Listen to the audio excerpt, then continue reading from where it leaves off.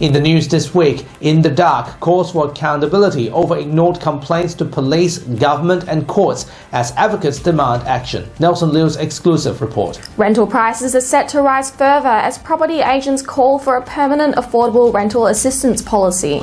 COVID is not over. Top doctor urges Western Australians to stay vigilant with mask mandate drops at the airport. More than 1,000 jobs to go as the McGowan government announced the shutting of Muja power plant. And later, Dr Andrew Miller's comment. This is The Evening News with Ivan Loom and Maliva Thorne. Good evening. The rental price hike report coming shortly, but first tonight there are calls for better transparency and accountability in our systems of power over concerns of ignored complaints made by Western Australians to police, government departments and courts.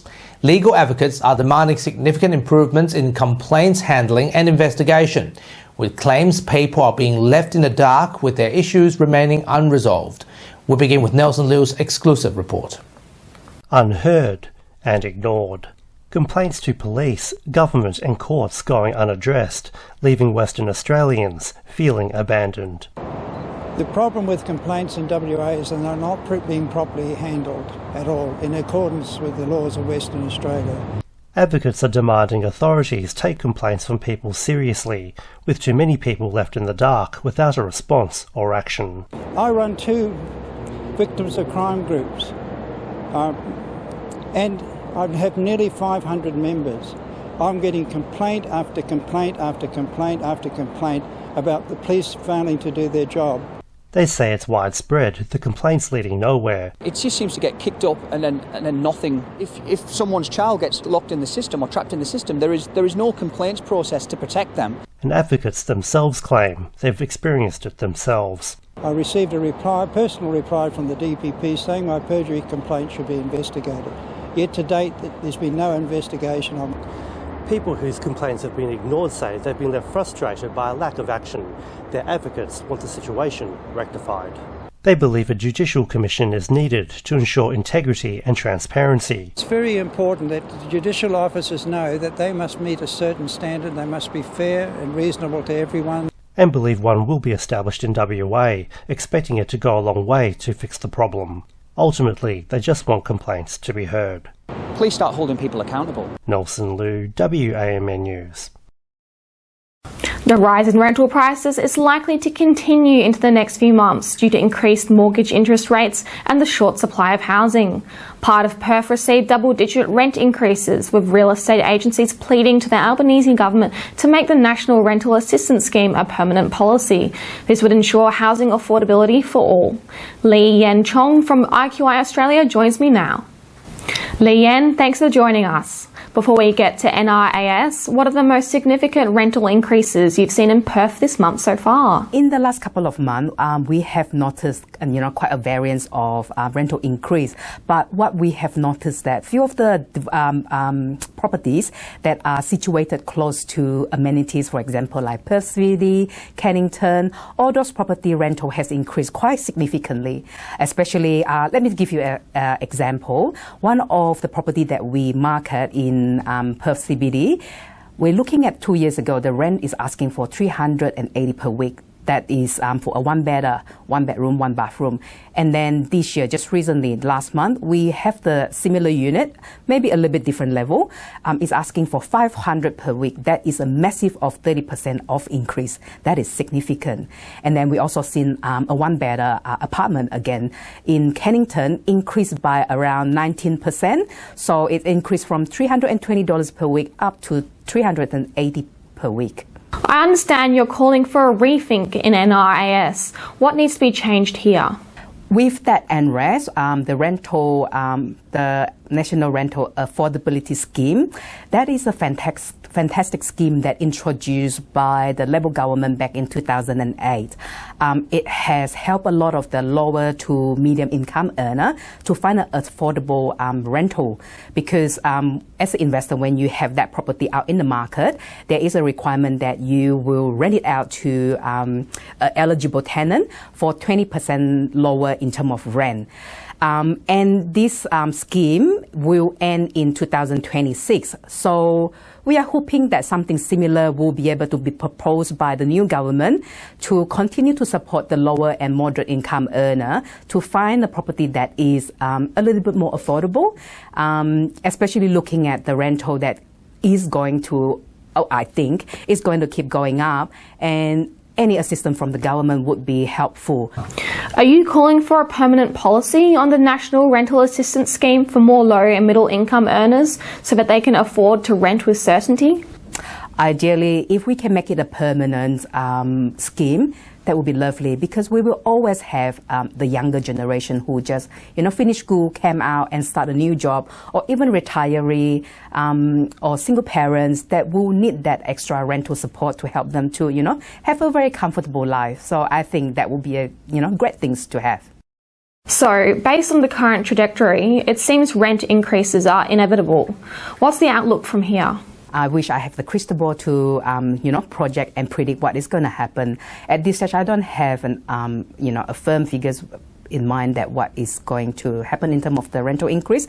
But looking at the current vacancy rate, which is low sitting at 0.6%, we won't see any rent release that rental would decrease anytime soon.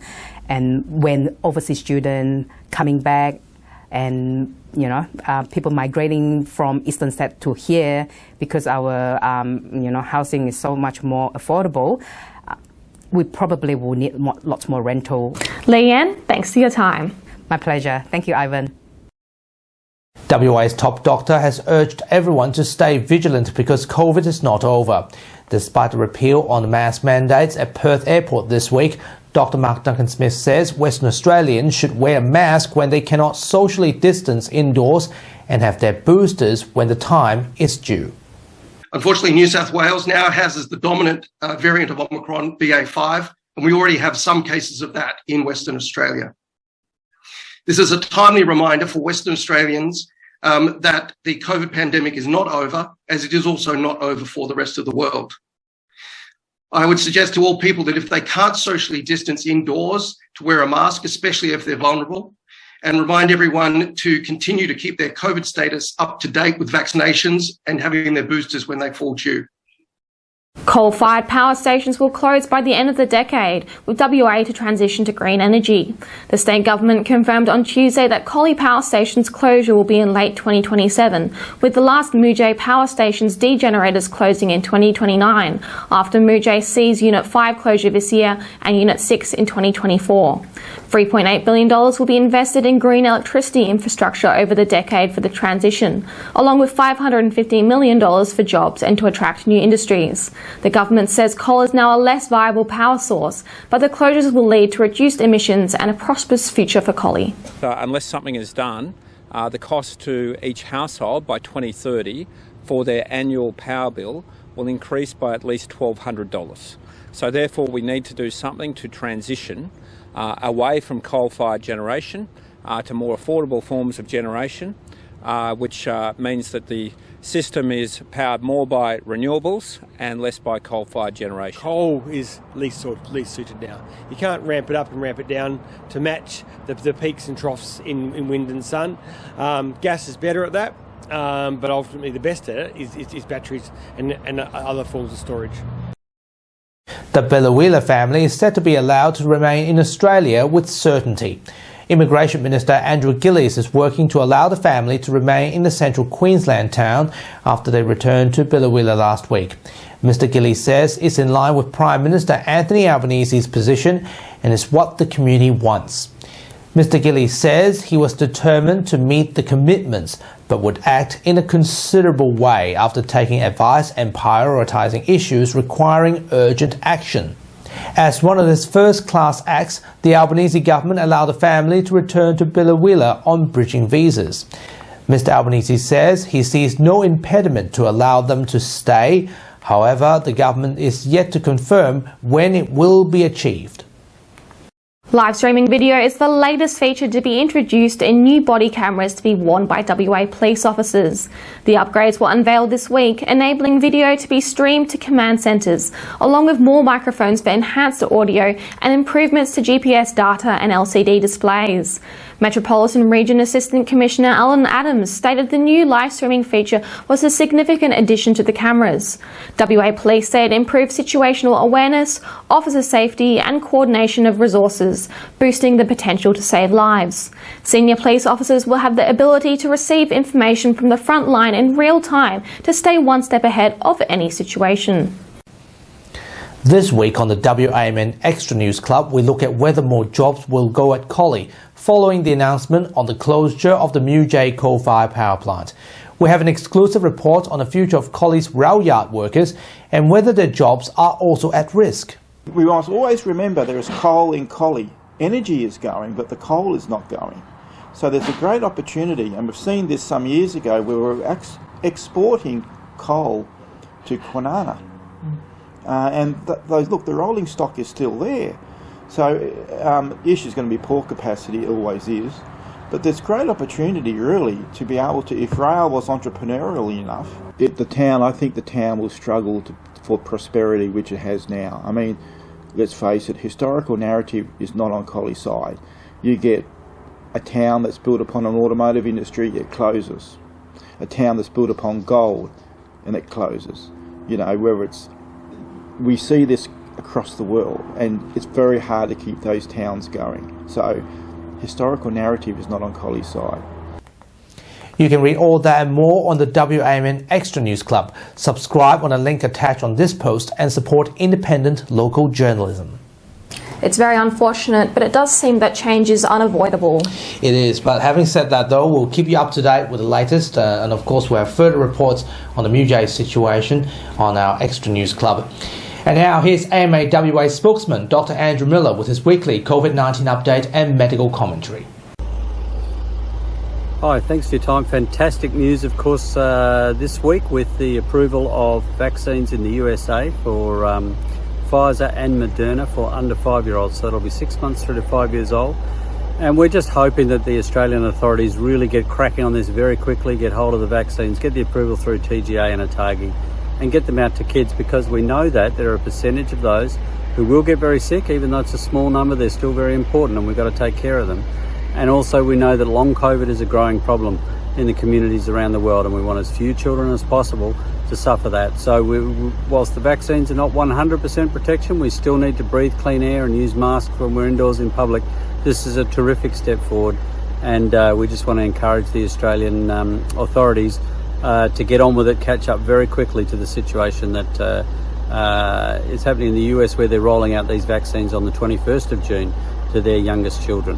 We don't want to see any further tragedies in Australia.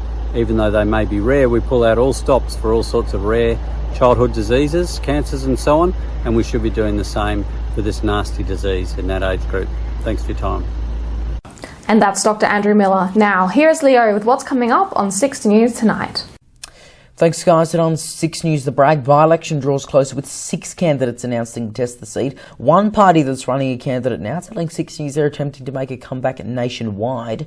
Plus, is the United Australia Party about to pick up a final Victorian Senate seat? Results for the federal upper house for Victoria and New South Wales about to be announced. We'll let you know who's set to claim a seat. And meet the 12-year-olds from the Brisbane North Little League baseball team. They played for gold and are now heading to the United States. You can see full details on those stories and plenty more by heading to our YouTube channel. Just search 6 News AU to find us, or head to our website 6newsau.com. For now though, guys, it's back to you.